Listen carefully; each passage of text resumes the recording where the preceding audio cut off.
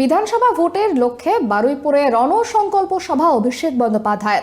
2024 সালের ব্রিগেডের ধাঁচে বারুইপুরে অভিষেকের সভাতে র্যাম্প কেন তার কারণ ব্যাখ্যা করতে গিয়ে র্যাম্পে ভূত হাঁটালেন তৃণমূলের সেনাপতি।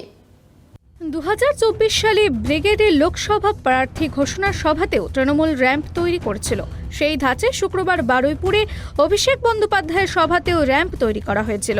কেন র্যাম্প লাগানো হয়েছে তা নিয়ে কৌতূহল ছিল। সভায় বক্তব্যের সময় নিজে কারণ জানালেন অভিষেক।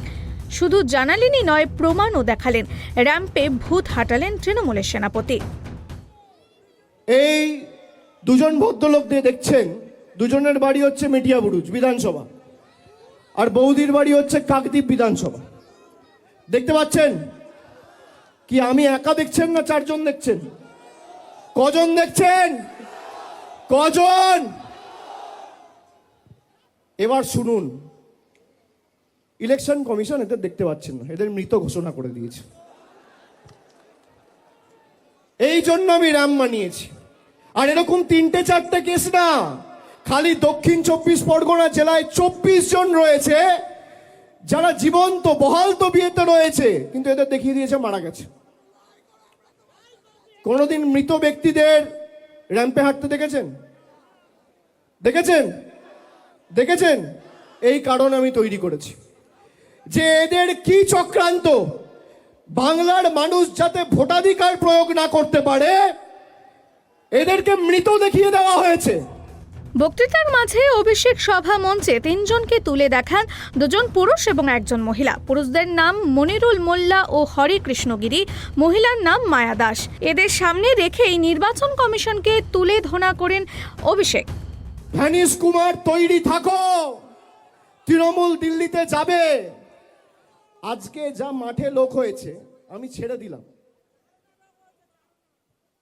রাস্তায় পাটুলি থেকে আসার সময়, পাটুলি থেকে শুরু করে এই ময়দান অবধি প্রায় 20-22 কিলোমিটার রাস্তা, সোনারপুর হয়ে এলাম।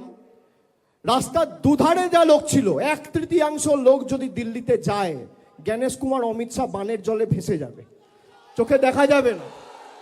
খালি রাস্তায় যা লোক ছিল, বানের জলে ভেসে যাবেন। আজকে এসআইআর এর কারণে যারা মারা গেছেন তাদের দায় কার?